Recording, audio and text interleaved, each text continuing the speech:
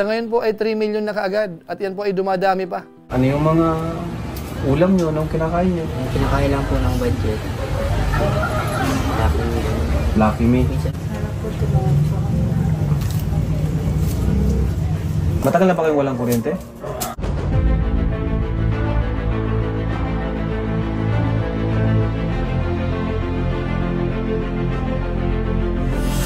Ayun, shoutout guys. Muli, welcome to my YouTube channel. Ito po si Ko July, ang inyong katugang, ang inyong kalingap, na muling bumabati po sa inyo ng magandang araw, magandang gabi. Saang sulok man po tayo ng mundo naroon. At sa araw na ito, meron tayong panibagong vlog. Pag-uusapan po natin yung vlog po ni Kalingap Rab na kung saan po ay nag-viral. Sa ngayon po ay nasa 3 million views na po, after 3 days pa lang po.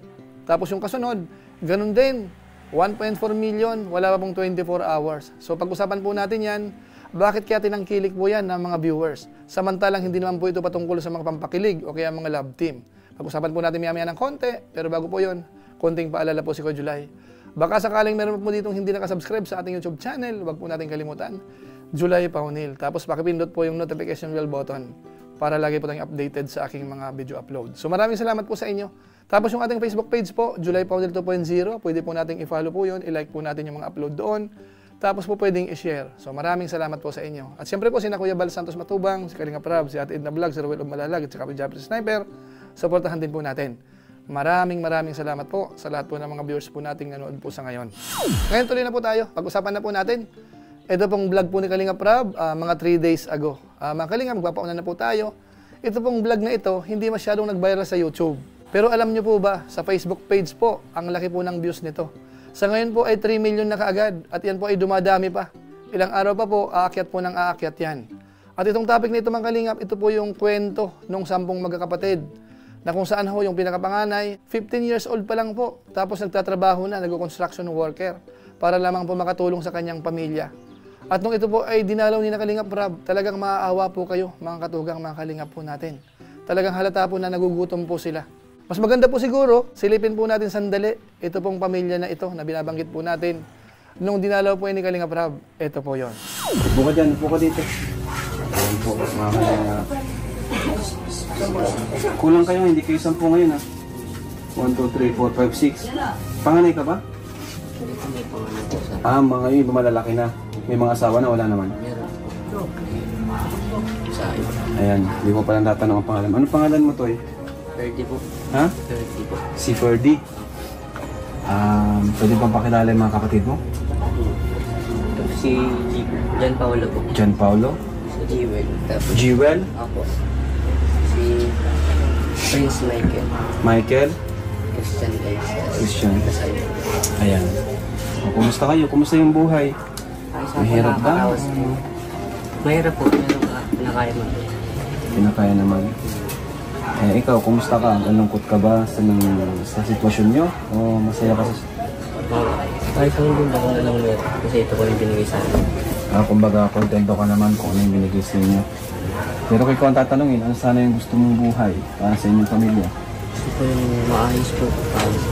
Na nakikinawa ko sa mga kapatid ko bonsai. Kung nakikita ko habang bata pa lang sila, ganyan na po sila. Bakit? Ano ba yung mga buhay nyo dito? Ano yung palagi yung saan kayo nahihirapan dito? Mayroon po kasi wala po kami supply ng tubig, wala po kami kuryente. Walang tubig, walang kuryente? Wala po, wala po. Grabe ano? Ano yung mga ulam nyo nung kinakain nyo? Yung kinakain lang po ng budget. Lucky Me? Minsan na pagsakit ko nabigyan ng mga bihira lang. Bihira lang yung mga karne kayo. Pero mga Kalingap, mga katugang natin, yun po ang kalagayan ng pamilya na yan. Talagang masasabi natin, nakakaawa po sila. Yung kanilang bahay, hindi ho masyadong maayos. Kumbaga po pwede hong tulungan para may ayos siguro ng konti yung kanilang bahay. Yung kanilang kalagayan, talagang halata po natin sa mukha po nila, alam natin na gipit din sila sa buhay. Tapos itong panganay, 15 years old, talagang nagpipilit na po magtrabaho para makatulong.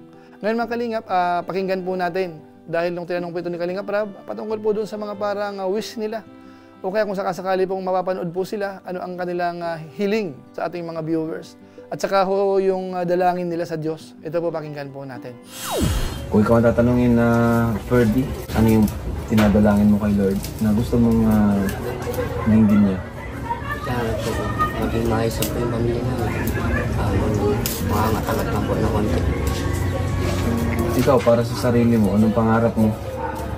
Pangarap ko din po pagtapos, mapaayos ko po sariling bahay namin.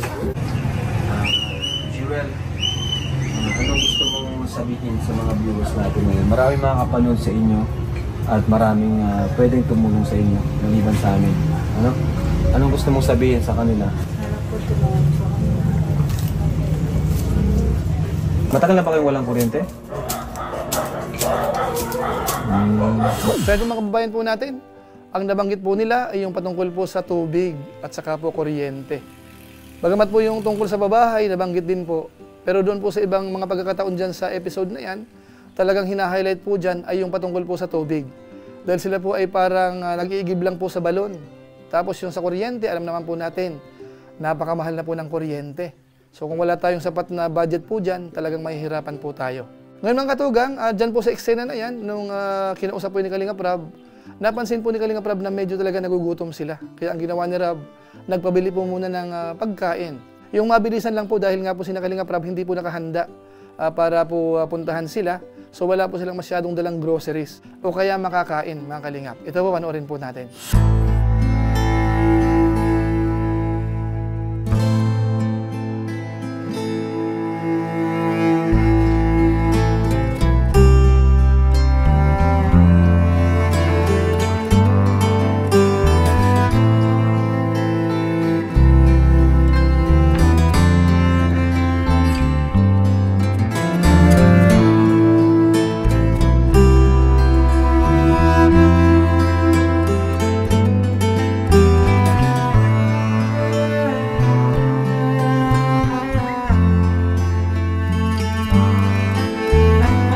Nakakaawa po sila.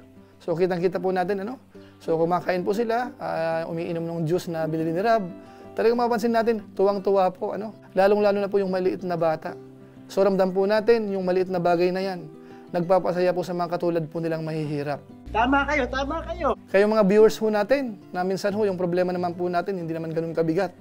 Pero parang bigat na bigat tayo, nadidepress tayo.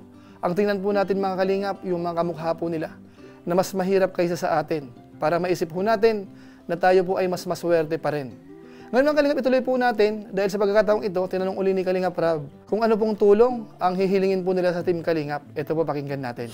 Kung hingi ka ng tulong sa Kalingap, anong gusto mong tulong? Anong gusto mong maitulong namin sa iyo? Sa inyong magkakapatid? Sana po matulungan po kami na paano itong bahay. Kuryente lang po. Kuryente? Tapos ano pa? Tubig, ganun po. Tubig? Ano pa? Ano po, para makapaganda lang po itong bahay.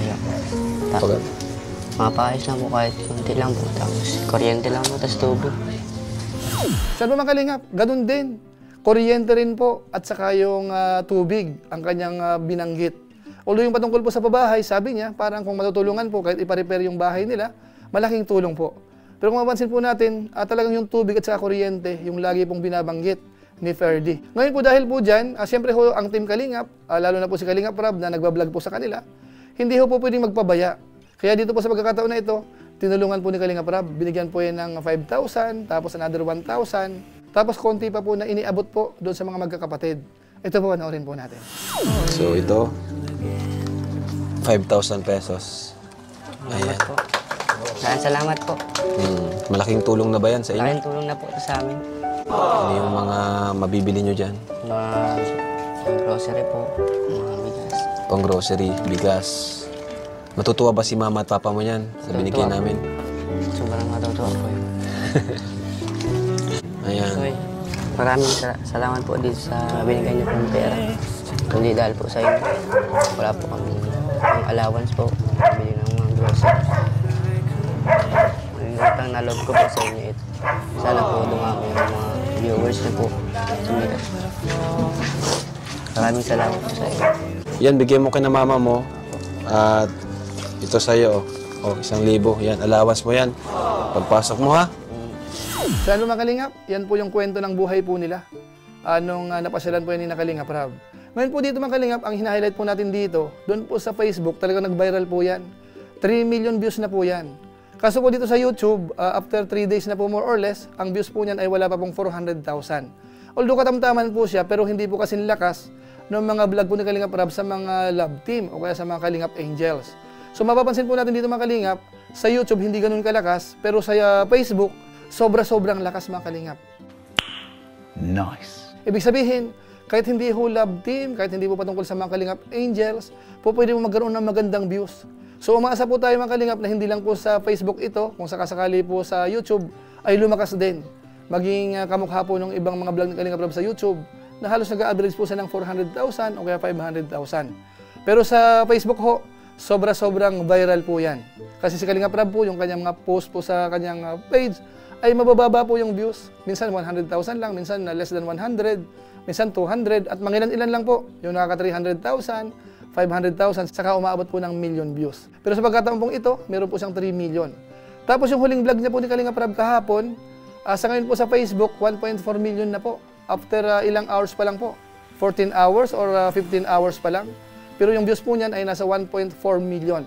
So siguro po bago mag 24 hours, baka umabot na rin po yan ng 2 million. Yan naman po ay yung kwento ng dalawang magkapatid na kung saan ay naulila ng maaga sa nanay, tapos iniwanan po nung tatay. So abang-abang lang po tayo sa mga sunod po nating reaction video siguro. Basta sa ngayon po, ang hina-highlight po natin, dalawang topic po ni Kalingap Rab sa Facebook page niya, umabot ng 3 million after 3 days. Tapos yung bago ngayon, 1.4 million na, wala pa pong 24 hours. At umaasa tayo, uabot po yan ng 2 million views after 24 hours. So ibig sabihin, kahit hindi ho patungkol sa love team, o kaya mga tambalan na yan, o kaya Kalingap Angels, po pwede hong magkaroon ng maraming views, po pwedeng mag-viral.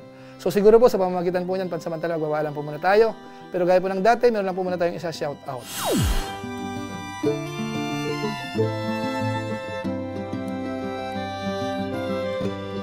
So sila po yung mga nagpapakulay po sa atin, sa ating live stream. Maraming salamat po sa inyo.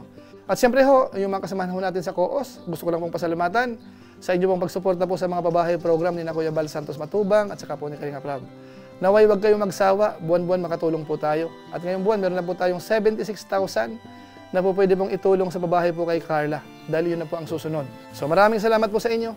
At siyempre po sa ating mga viewers, sa ating mga followers, sa ating YouTube channel, sa ating Facebook page, maraming salamat po sa inyo. Lalong-lalo na po yung mga hindi po nag-skip ng ads, masipag mag-like at saka po nag-share ng ating mga videos. Kung inyo po itong nagustuhan, pwede po nating i-share. So maraming salamat po. So muli, ito po si Kuya Julay, ang inyong katugang, ang inyong kalingap, na pansamantalang nagpapaalam po muna. Kita-kita na lang tayo sa mga susunod ko pang vlog. Maraming salamat sa inyong walang sawang pagsuporta po sa ating YouTube channel. Pagpalain nawa kayo ng Diyos, mabuhay tayong lahat. God bless. Bye-bye!